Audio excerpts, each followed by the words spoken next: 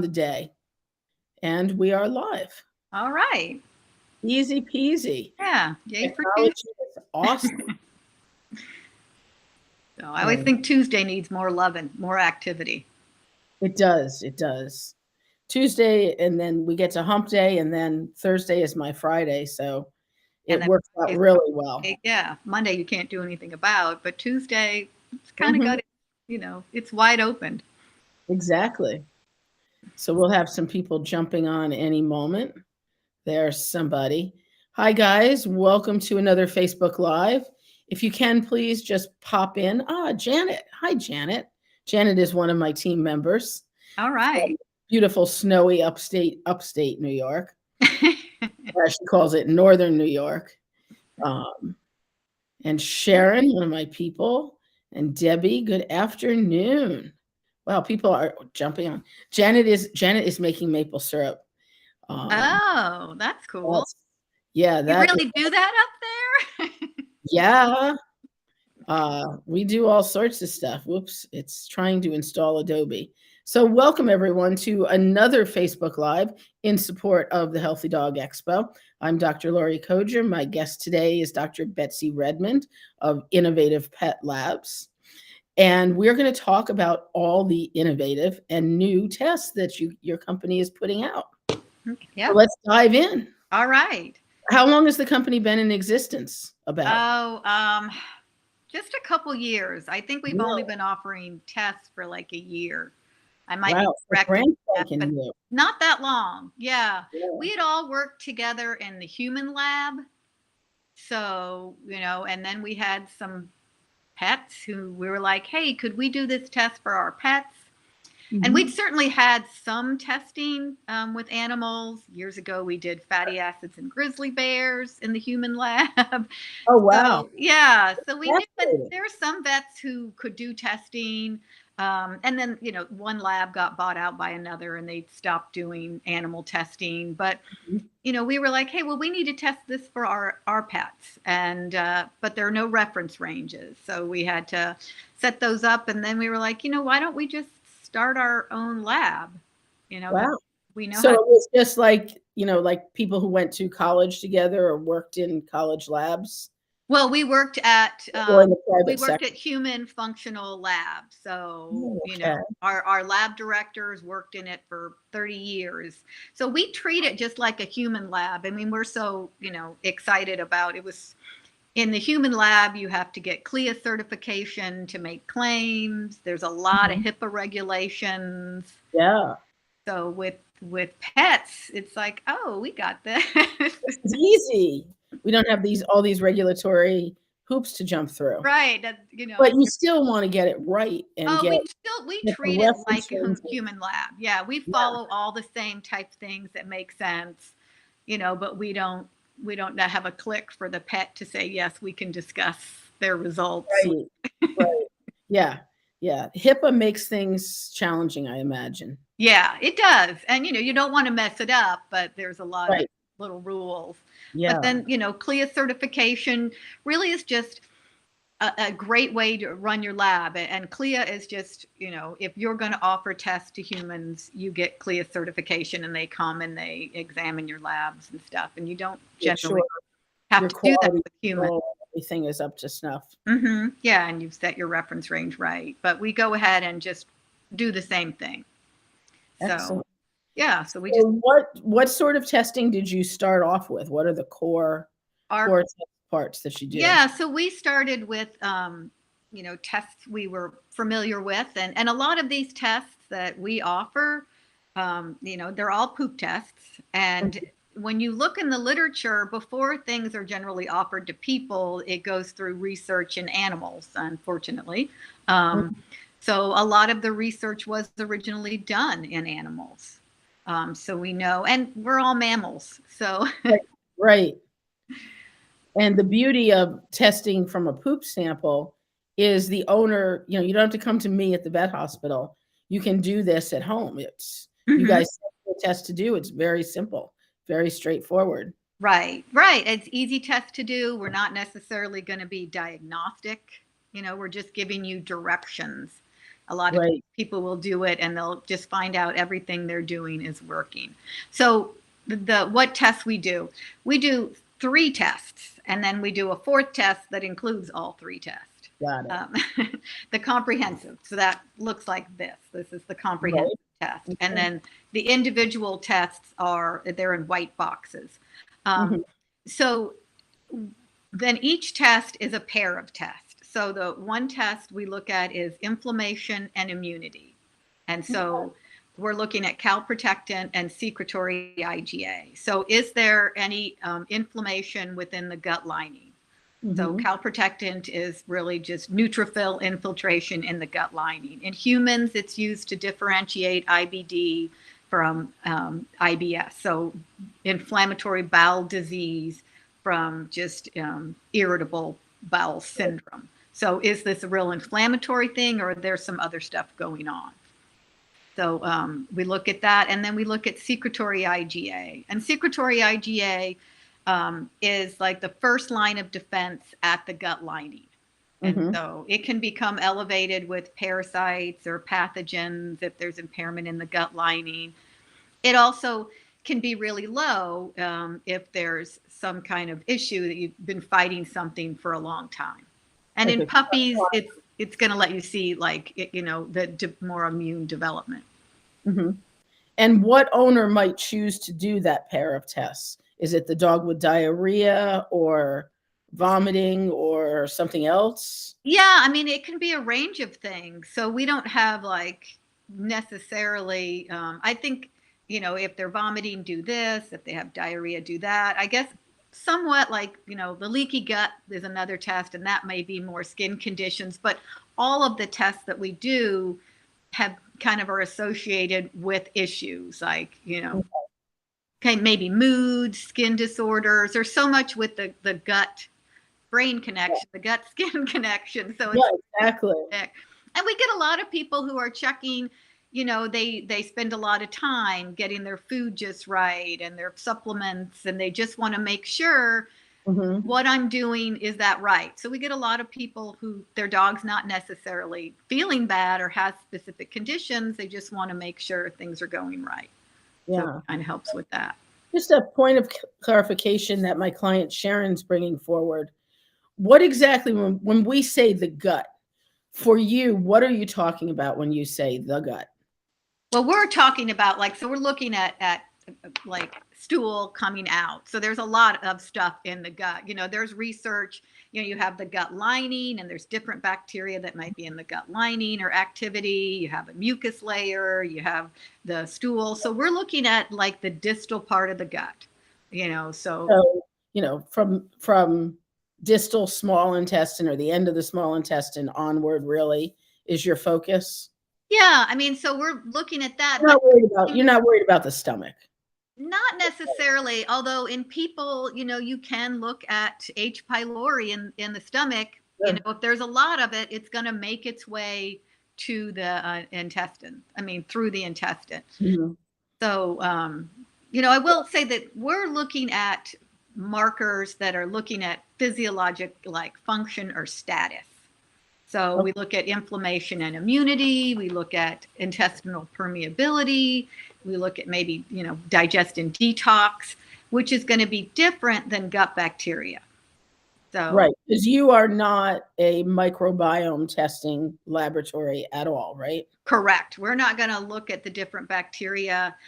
So we're looking, if you want to look at gut bacteria, you can find out what, do you have normal bacteria? Do you have bacteria that are, associated with conditions? And that's just going to, can tell you some things, but we're looking at activity. We don't look at any bacteria. We look at markers that identify activity, like calprotectin tells you within the gut lining how much is there neutrophil activity. So we're looking specifically at that. It almost sounds like you're working at the cellular to tissue level of the digestive tract, not necessarily, different segments and such. Yeah, I would say that. Yeah. So, and so we want to, the other thing about the markers is that they can change with treatment. So if you can provide, and we see that, we always saw that in people too, like, if you provide anti-inflammatory supplements, or you change from like bad kibble to better food, you can see that Right. inflammation come down. Secretory IgA, we find that like Saccharomyces boulardii can be beneficial for that. So Sure, sure. Well, and obviously, if you have a puppy that, say, is heavily parasitized and you correct that, you're going to get, improvement in many markers, I would imagine. yeah, we actually did a study with some cats. We were setting reference range. We started with dogs. We're setting reference ranges Mhm. with cats, and so we got some shelter cats to see, and they had a lot more issues. I mean, they were in the shelter was treating them fine, but they were getting kibble. They had been, on a lot of antibiotics, got a lot of shots, and so Just overall stress in the environment. right. So that stress and everything made a difference. And, compared to at home cats and well cared for cats, Mhm. those just had less significant markers. Um, Yeah. and I was going to say, besides inflammation and immunity, the other markers we're looking at are leaky gut, or also intestinal permeability. Yeah, So, that's probably of huge interest to a lot of our audience. yeah. Um, So, and here's my diagram. diagram, yes, yes. So, With prop your cells are supposed to be, tightly together. And certainly they're not, it's not like it's airtight. Things have to go through the intestines, either like right through or in between. But your immune system's like, okay, and you usually have stuff coming and checking what's going on. And so there's order to it. I mean, essentially within the intestine is outside the human body, I mean the human or the right, pet body. So that's, right, they haven't let it in yet. They've swallowed it, but they're breaking it down, but they're seeing, do we want to absorb it? So you right, want your cells, you want order, you want your cells close. But in increased intestinal permeability, things start to separate. And so things can come in that the immune system can react to. So it's, increased intestinal permeability, or, leaky gut. So, right, right. And, once you start getting things that don't belong coming across that barrier, things start to go south pretty quickly. yeah. So, we do see some, correlation with inflammation with that too. So with Mhm. leaky gut, we're looking at zonulin. It's a protein that kind of, when these start to separate, zonulin will come up. Um, and so we look at that. That leaky gut probably is one that's more related to skin conditions or food reactions, because sometimes large proteins are going to come through that Sure. weren't ready to maybe get absorbed. The other thing we look at there is anti-gliadin IgA. So, we're not looking at like an allergic reaction. We're not looking at, any kind of celiac disease. Some dogs are more prone to that. We're just looking at, are you having, a reaction to gluten? And that can Right. be related to intestinal permeability. So now would this complement, this particular test, complement things like Dr. Dodd's Nutriscan or other food allergy testing, Yeah, I type? think I mean, it's hard. I work in a lab, always have. So it's always, to me, more testing, more information. Right, I mean, right, I don't want anybody to, treat the test instead of the pet, but, more information kind of gives you a bigger picture, throws a wider net of what mhm. you might be looking at. Yeah, and have you compared your markers with the ones that VDI offers? Are We you familiar haven't. I with mean, VDI? we're just kind of new. You're 2 So years you're 2 years in, you said, so yeah, and really only, a year into offering stuff. So, we yeah. just finished the type of testing you would do, like, what if we test a dog over and over, twice a day? And, what's the variability? And then what if Mhm. things sit out in the sun? We did cats. Does it matter if there's litter on the sample? And Oh, wow, yeah, I hadn't even thought of that with cats. yeah, so I mean, dogs are real easy to get. Dogs are easy. You go to a dog park, give people free coffee, fill out a form, shake Right. down all your neighbors. Yeah. Yeah, but cats, there's litter, then there's what kind of litter, then Yeah, it so like, does that make a difference? So, the inflammation and immunity and then the leaky gut we do in cats and dogs, but the digestion and detox just wasn't looking right for us for cats. And while it should be something that's going to be coming out, we just wanted to do some more research on it. you want to be sure. Right. So, and that's like the same standards we, bring from the human lab. So the third test that we do is digestion and detox, and Mhm. it looks at pancreatic elastase. So in people, you can kind of find more of a range. In dogs, you either have it or you don't. So we don't Right. see it low that often. But if you have low it's pancreatic elastase is an enzyme that gets secreted by the pancreas. I mean, it secretes a lot of enzymes, Mhm. but elastase is a little hardier, so it doesn't get degraded as quickly as, say, something like lipase. So Right. if it's high, which is what you expect, you're expecting there's good pancreatic function. If it's low, it can identify impaired pancreatic function. So if it's low and your dog has like diarrhea or other significant Mhm. symptoms, we think you should go, right to your vet for further testing on that. Right. And then the other thing we look at is beta glucuronidase, which is pretty interesting marker.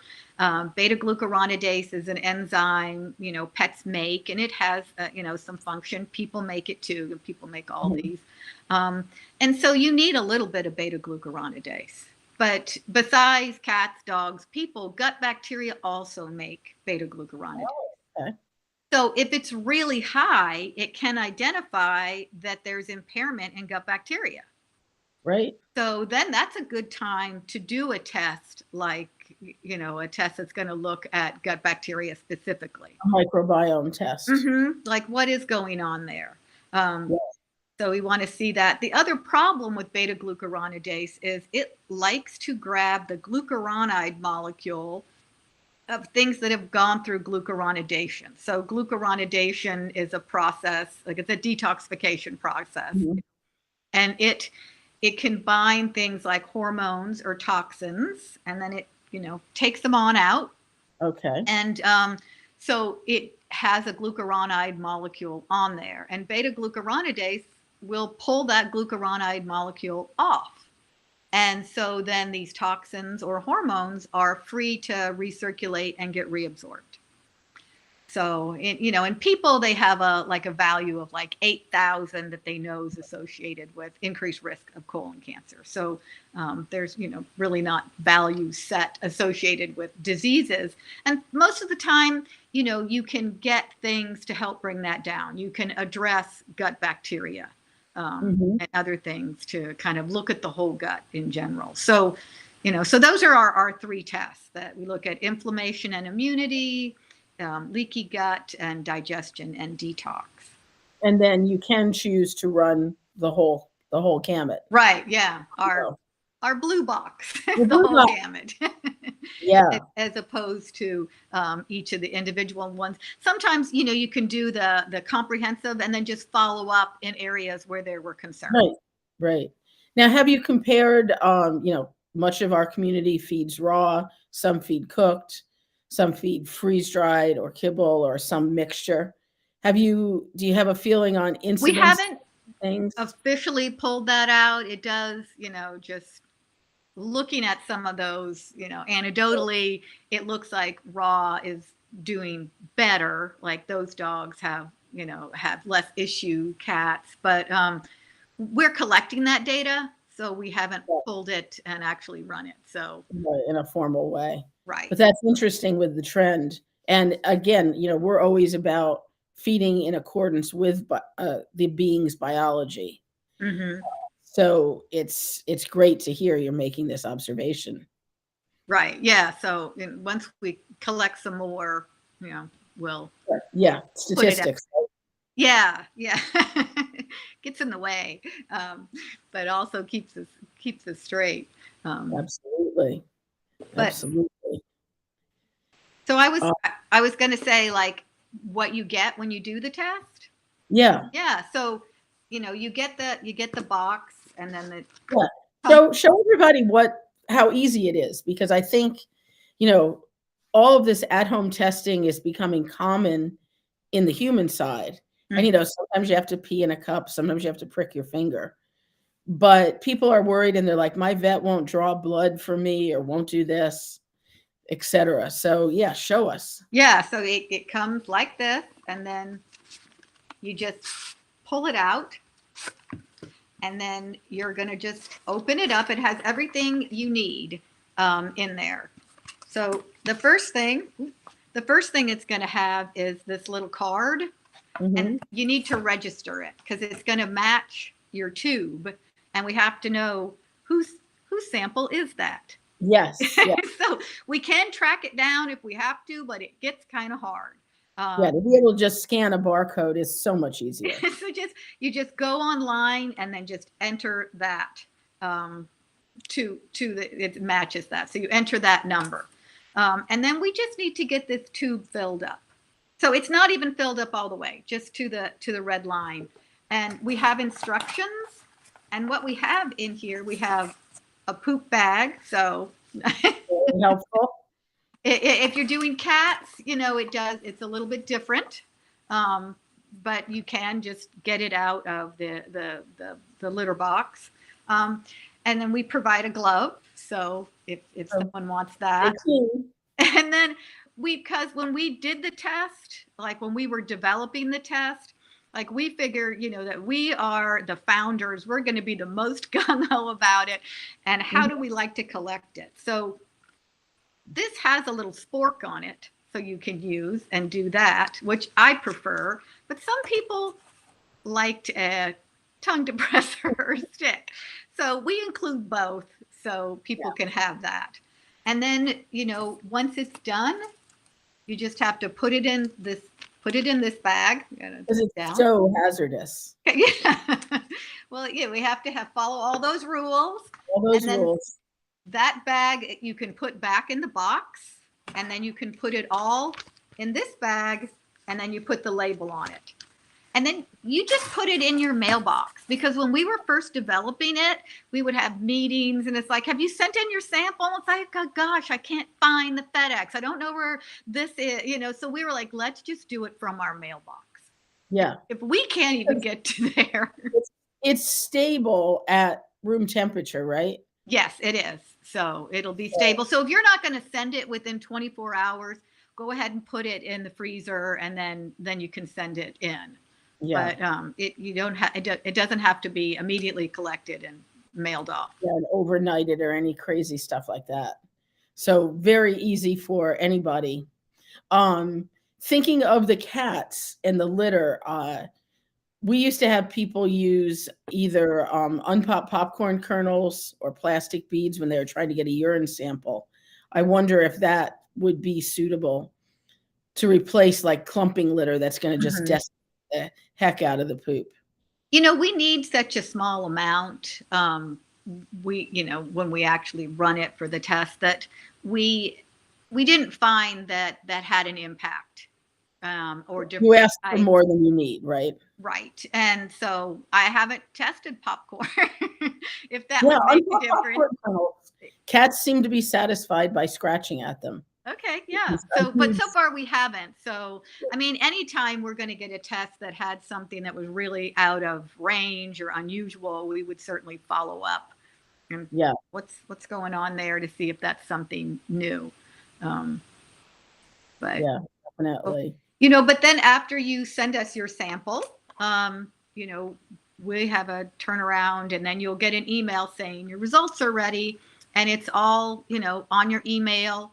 And it'll give you the results, and it'll say if you're normal, borderline, high, the secretory IgA has a low, and then it'll give you a little blurb about it. You can go online and get more information. We have some further information, and you can also print it as a PDF and then take it to your vet. And are you doing stuff to educate vets? Because I imagine 90% of my colleagues don't even know this test exists. Yeah, we're working on that. Yeah, so Yeah. So going to more conferences, getting word out there. We've done, Instagram lives, Facebook live. We have also a long format um, guide that vets can use. It's more technical. It's referenced. Um, So they can create an account at your website and have mhm. access to all that information. Right. And so they can go and there's a vet button and they can click that and then they can get, vet pricing and all that. And then for the Healthy Dog Expo, like if you use Healthy Dog Expo as a code, you can get 30% off. Oh yeah, yeah, that's right.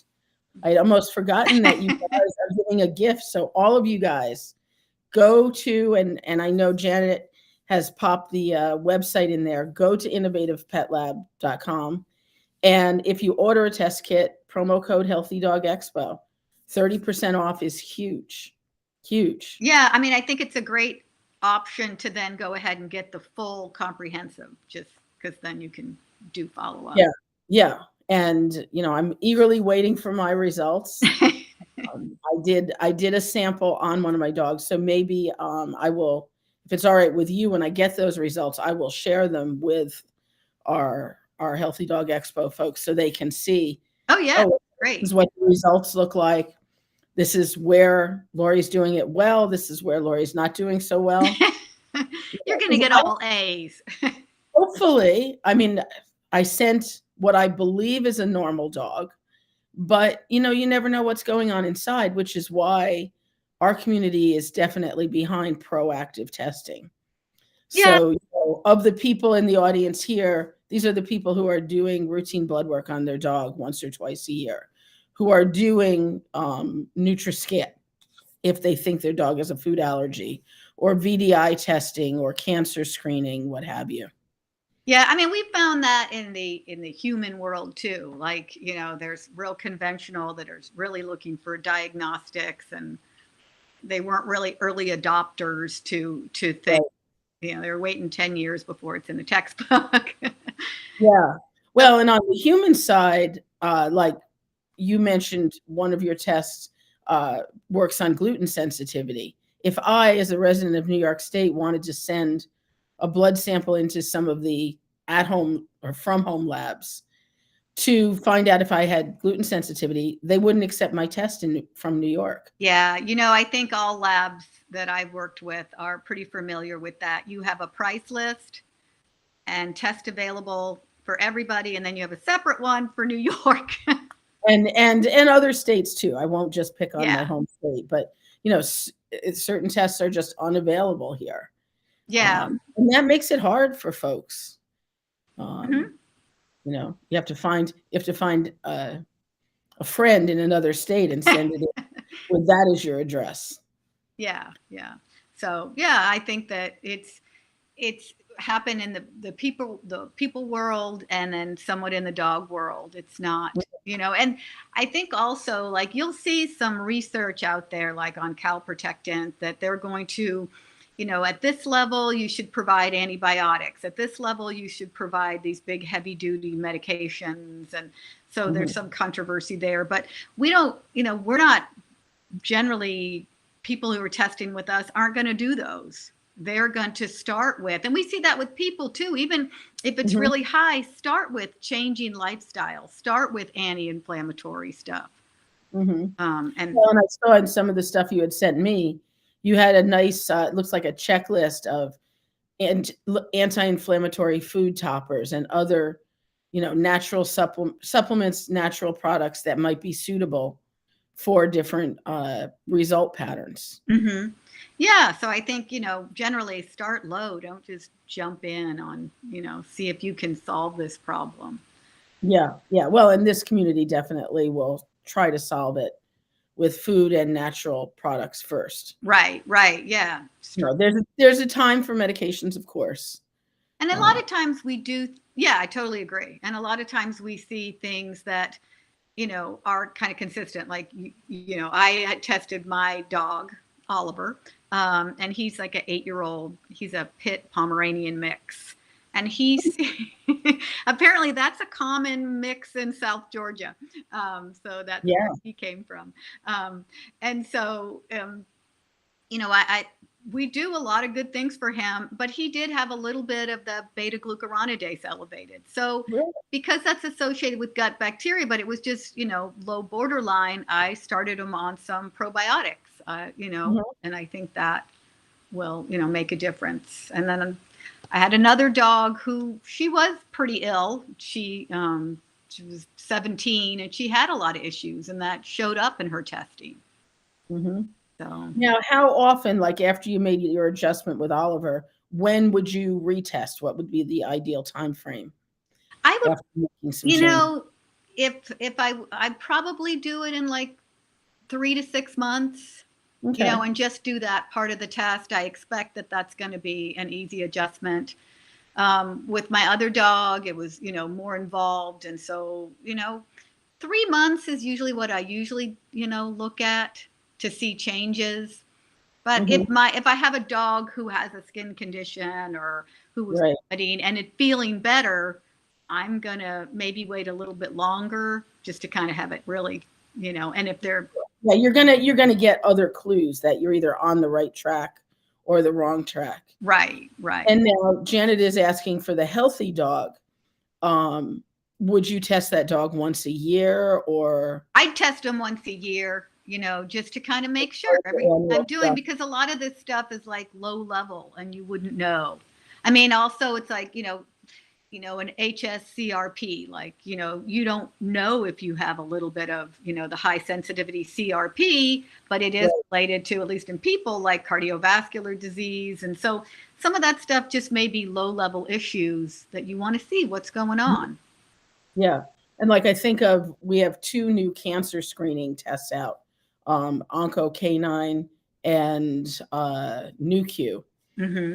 And, it's like, oh, okay, well, I would do this once a year. I mean, you start spending money, You do. but, because this is, I think people don't realize how expensive laboratory testing can get and how much work is involved in processing a sample, let alone doing enough samples to prove a reference rate Right.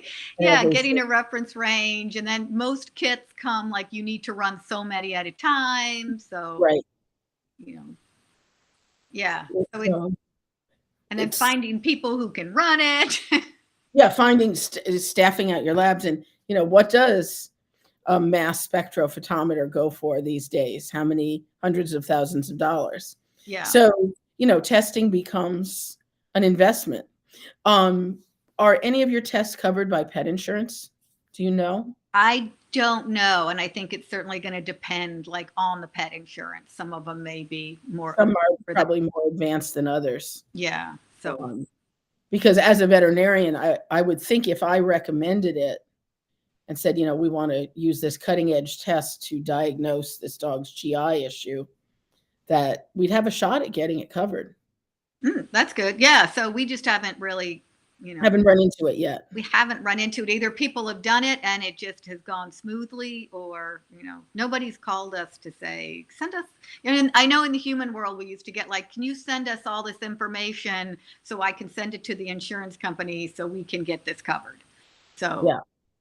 Yeah. And I think the human insurance is so different from pet insurance. It's usually pet insurance is show us your receipt. Okay, we'll cover it. Reimbursement. yeah. But when we talk about most pet insurance covering 80% of the charge, that's huge for people. Yeah, it is.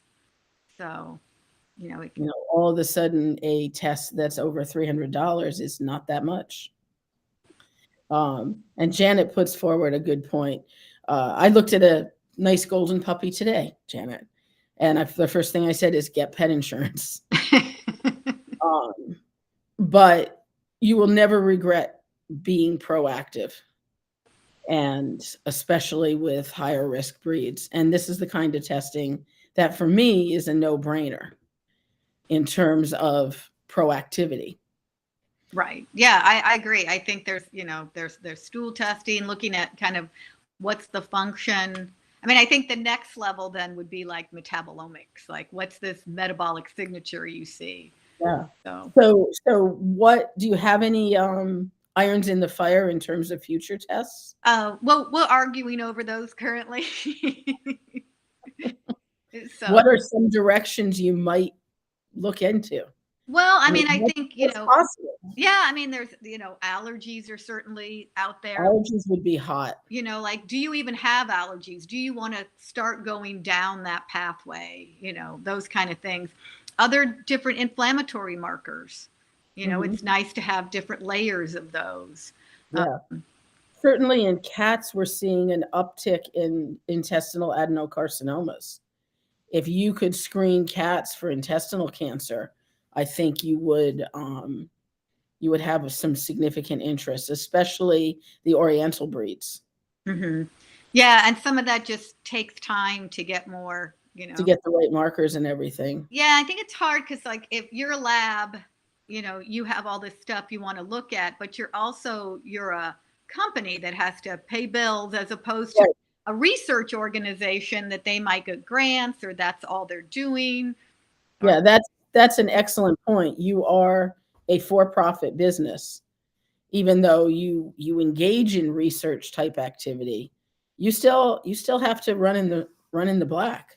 right, right. So we don't, that's always been my thing. Like, if I, when they have the lottery out there and somebody wins $1 billion, I always think I have so many questions I'm going to get answered with that $1 billion. Oh yeah, I'm the same way. And every lottery that I enter, I get one number, but maybe two, but you don't get anything for one or two numbers. Yeah, no, so far I haven't done anything. Although I have my sister's friend entered the same number for 5 years straight Oh and my finally God. won a few $1 million. So Oh really? It only took 5 years. yeah, But so still, they did it. That's great. yeah. Patty Coyne is asking, I guess there's a sample on protein losing enteropathy in a study at Cornell. Have you done any testing on dogs with PLE that you know about? No, we have not that I know about. I mean, there certainly Yeah. could have been some, but we haven't really pulled that. Well, and your history form is very simple from when I filled it out. I filled out some where it's like they want every single detail. Well, we'd like every single detail, but we don't want to stop anybody from. Right. You got to find the balance. Yeah, so like the big things, and then maybe we'll delve in a little more, or Yeah. Well, or maybe that angel funding person will pop up that hit the lottery and say, right, "I want to look at this problem. Can you recruit some dogs to test?" right. There may be some billionaires who have questions they need answered that we want to answer for them. Exactly, exactly.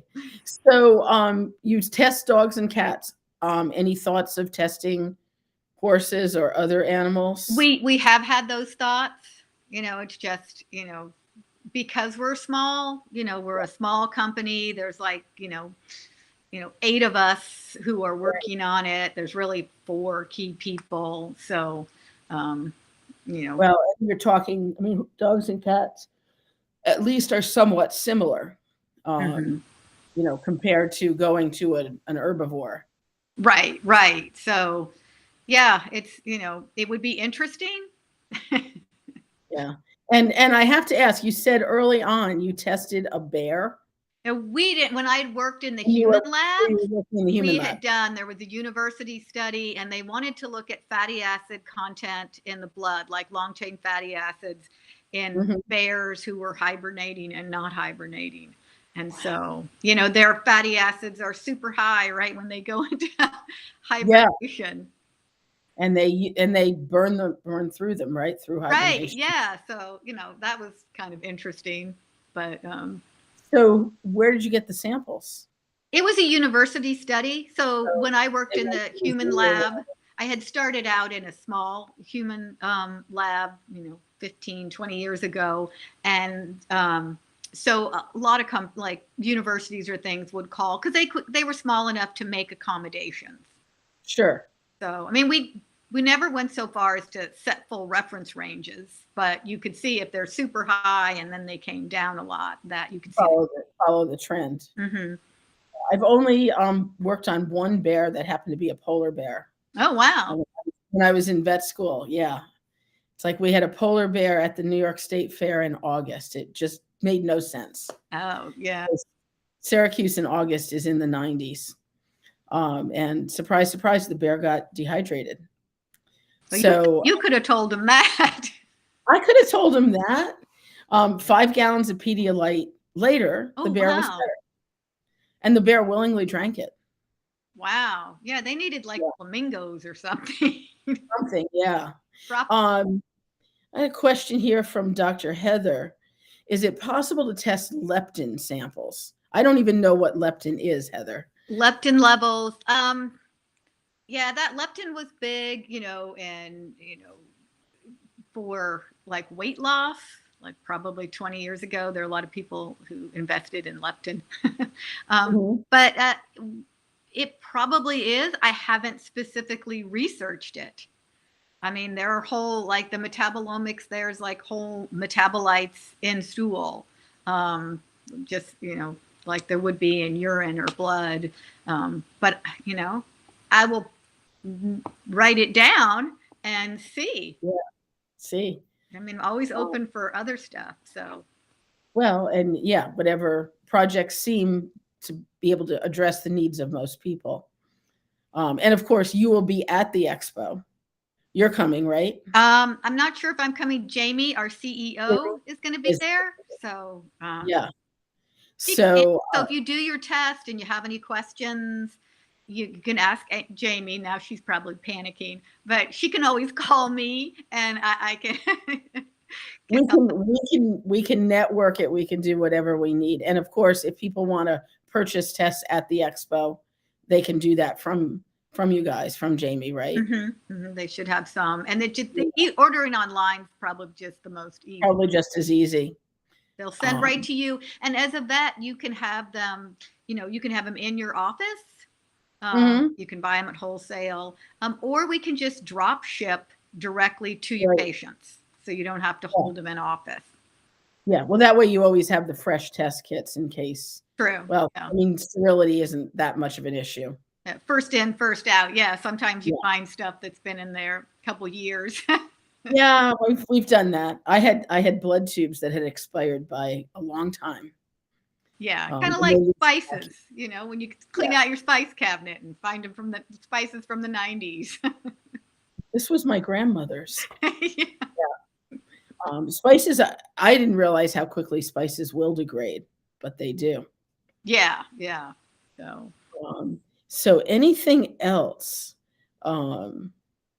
you think that people need to know about what you guys do?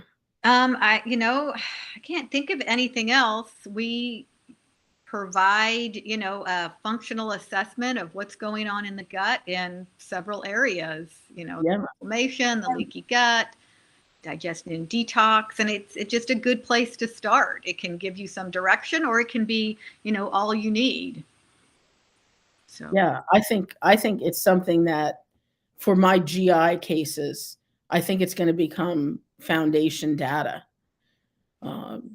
because some of these dogs, I get dogs that have had diarrhea for a year, or who have never been at a healthy body condition because no matter what they feed them, there's never complete digestion. Yeah. And I think that also, like, if you have a lot of inflammation, you're going to have trouble digesting and absorbing food. Anything. Yeah. So this has been great, Betsy. Let's see. So we got links in. Can you guys put the Healthy Dog Expo code in there so that it's at the end of the comments so people can see for their 30% off? And okay, we're all finding out now. These two are going to have a meeting. Okay, good. Thanks for being on, Jamie. I really appreciate it. You two can go have fun. I've known Dr. Heather for a while, and she is one of the most thoughtful, questioning, what if kind of people, and really comes at these cases from a very unique perspective. So everybody, come to the expo, healthydogexpo.com. Get your tickets now. Use the promo code for your innovative pet lab kit, and we will see you in May. And hopefully you'll be able to make the trip up. May is very nice in Albany. Not in December. Not in December. Yeah, I'm always amazed. And you must know, maybe you don't, Susan Thixton, who is Truth About Pet Food, and she lives in near Clearwater, Florida.